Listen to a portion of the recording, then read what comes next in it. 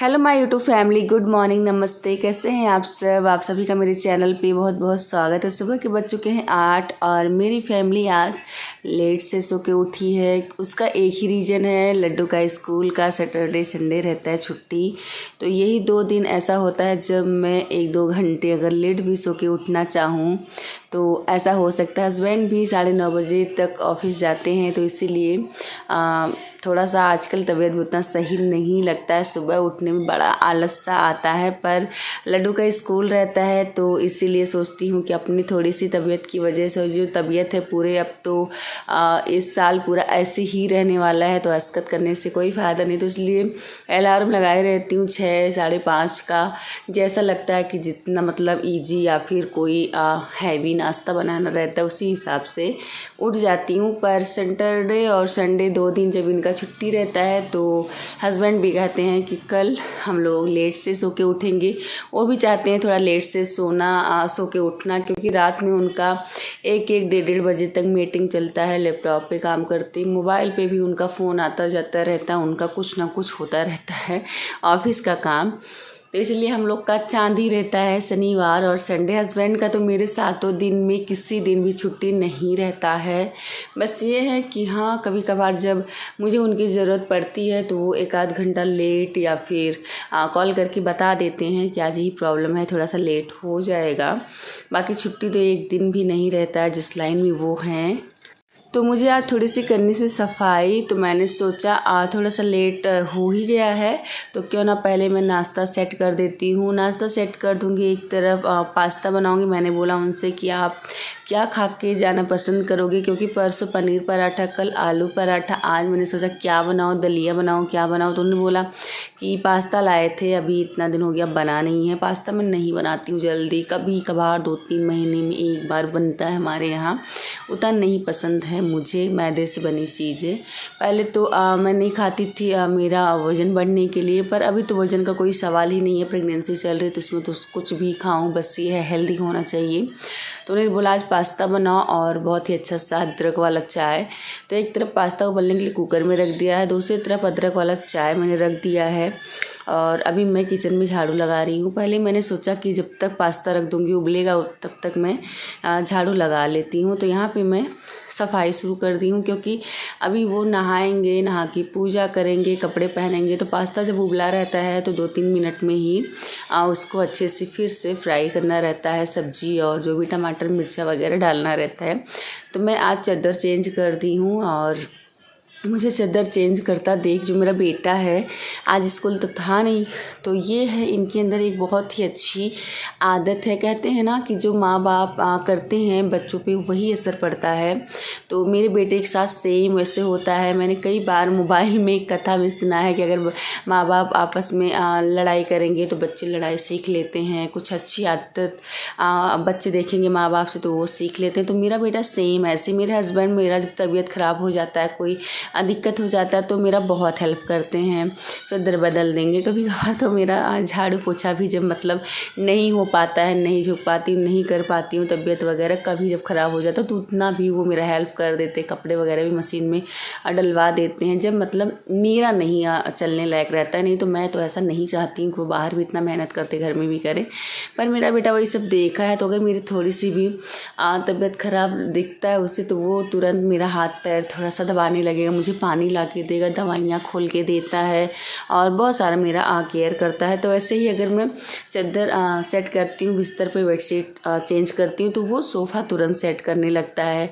तो ये सब देख के अच्छा लगता है। लड़का हो या लड़की, दोनों को ये सीख देना ज़रूरी रहता है कि अगर माँ बाप में कोई भी तकलीफ़ में है, किसी परेशानी में है, तो वो भी माँ बाप का जो दुख दर्द है वो समझे। तो मेरे बच्चे के साथ यही है और काफ़ी ज़्यादा हम लोग को वो समझता है। थोड़ा सा भी अगर बोल देती सर दर्द है, तुरंत सर भी पकड़ लेता है। तो यहाँ पे मेरा पास्ता बनाने का टाइम हो गया था। हस्बैंड का भी नहाना धोना हो गया था। जल भरने के लिए भी वो किचन में आए थे। भोलेनाथ को जल चढ़ाएंगे, माता रानी के लिए भी जल यहाँ से ही भर के जाता है। जब से हमारे यहाँ आरओ लग गया तब से माता रानी और भोलेनाथ को भी आरओ का ही पानी हम लोग चढ़ाते हैं।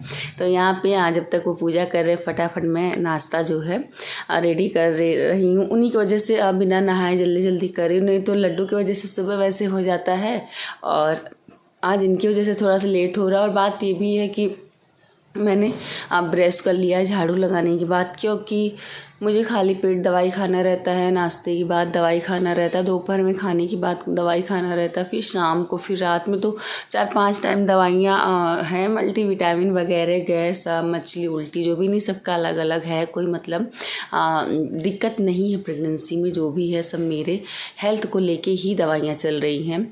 तो इस वजह से मेरा नहाना धोना जो है अपने हिसाब से आजकल रूटीन पहले था उससे थोड़ा सा अलग हो गया है। लेकिन ये है, भले ही लेट से उठूँ जल्दी उठूँ, जो मेरे काम होते हैं मैं बहुत मन से, बहुत आराम से और सफाई से करके ही नहाती धोती हूँ। फिर माता रानी का मंदिर खोलती हूँ, उनसे आशीर्वाद लेती हूँ, सिंदूर चढ़ाया हुआ लगाती हूँ। भले मैं सुबह टाइम नहा के तुरंत ना कर पाऊँ रोज़ का रोज़, पर यह है कि माता रानी का आशीर्वाद मेरा हमेशा उनसे मुझे मिलता रहता है सिंदूर के रूप में। उनसे टीका लगा लेती हूँ मैं। तो हस्बैंड तो जा चुके थे। अब बेड बॉक्स भी मैंने साफ़ किया। लड्डू का अलमारी के ऊपर बहुत सारी चीज़ें जमी हुई थी, बहुत सारा सामान जमा हुआ था, जैसे कुछ खिलौने थे, कुछ मेरा वीडियो शूट करने का सामान था, कुछ छोटे मोटे से नेल कटर, नेल पॉलिश, ऐसे ऐसे करके बहुत सारे चीज़ जमा हो गए थे। तो उन सबको हटाया, उनका अलमारी का ऊपर का जितना भी जगह था फिर से साफ़ किया, खाली किया, अच्छे से सेट किया। फिर बेड बॉक्स का सब कुछ सेट किया। उसमें जो एक्स्ट्रा कूड़ा टाइप का सामान था पॉलीथीन में भर के मैंने फेंक दिया, क्योंकि दिवाली का सफाई जो है प्रेगनेंसी की वजह से मैं एक दिन में पूरा घर नहीं कर सकती हूँ। तो मैंने सोचा थोड़ा थोड़ा करके ही क्यों ना मैं करूँ, क्योंकि एक साथ करने पे कहीं कमर में दर्द होने लगेगा, पेट में किसी साइड में दर्द होने लगेगा। तो अभी मैं इतना रिस्क नहीं ले सकती हूँ। अभी मुझे आराम से ही सब कुछ करना मुझे ही है। और अभी से लेके पूरे 9 महीने तक जितने भी काम रहेंगे, चाहे वो घर के रहें, हस्बैंड के रहें, बच्चे का रहे, या फिर तीज त्यौहार रहे, जो भी रहे, मुझे ही सब कुछ मैनेज करके चलना है। तो मैं इन सब का एक टाइम बना के चलूँगी, जिस हिसाब से कि काम भी हो जाए अच्छे से और मुझे कोई तकलीफ़ दिक्कत भी ना हो, क्योंकि मेरे हस्बैंड ही है मेरे साथ। मायका ससुराल कोई भी मेरे साथ नहीं है और पूरा 9 महीने रहने भी वाला नहीं है, क्योंकि मेरे पास इतना टाइम ही नहीं है कि मैं मायके या फिर ससुराल जाके पूरे 9 महीने की प्रेगनेंसी में रहूं। और वैसे भी कहीं भी रहूं तो काम तो उतना ही पड़ जाएगा। बस ये है कि मायके में थोड़ा कम पड़ जाता है, पर अगर ससुराल या फिर कहीं और भी जाओ तो बैठ के खाना तो वैसे भी पसंद नहीं होता है। तो इसीलिए मैं तो इन्हीं के साथ ही रहूँगी। तो खाना मेरा दाल चावल कद्दू की सब्ज़ी जो है वो मैंने रख दिया, मेरा बन रहा है। इधर मैं एप्पल काटी हुई थी, उस पर ब्लैक सॉल्ट लगा के खुद भी खा रही थी, लड्डू को भी यहाँ पे खिला रही थी। तो यहाँ बालकनी में आजकल बैठने में बहुत ही ज़्यादा मज़ा आता है, क्योंकि अब थोड़ा थोड़ा सा ठंडा मौसम आ गया है।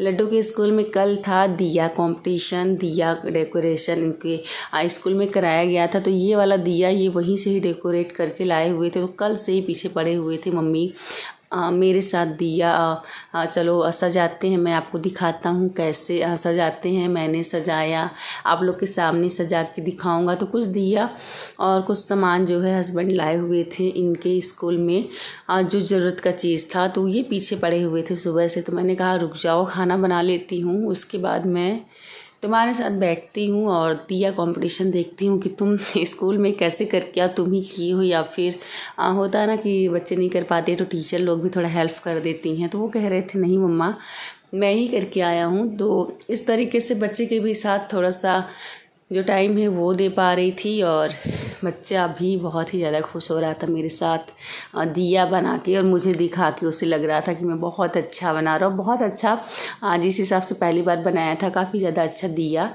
इसने सजा के मुझे दिखाया, काफ़ी ज़्यादा सुंदर लग रहा था। स्टोन मोती सजा के थोड़ा सा उसमें कलर भी सेट कर दिया था, अच्छा लग रहा था। बस इसमें जो फेविकोल से चिपकाया हुआ है थोड़ा सा भी चिपक जाएगा तो और भी सुंदर लगेगा। तो इनके साथ साथ मेरा भी मन करने लगा कि मैं भी कुछ इसमें करूं, तो मैंने भी इसमें इनका थोड़ा सा हेल्प कर रही थी। तो और वैसे भी टाइम नहीं पास हो रहा है। 3 दिनों से टीवी भी ख़राब हो गया था। जब से प्रेगनेंसी हुई है ना, तो कभी कभी रह रह के रोना आ जाता है, कभी कभी दिमाग थोड़ा ऐसे लगता है दर्द होने लगा। तो टीवी रहता है तो हस्बैंड बोलते हैं सुबह शाम भजन सुना करो, कथा सुनो, कुछ भक्ति सीरियल, कहानियाँ, नाटक जो भी अच्छा लगे देखा करो।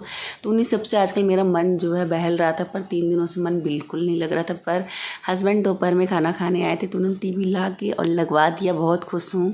तो आज का मेरा ये था छोटा सा ब्लॉग। अगर आप लोग को ये ब्लॉग पसंद आया तो प्लीज़ लाइक करके ही जाए। मिलते हैं अगले ब्लॉग में।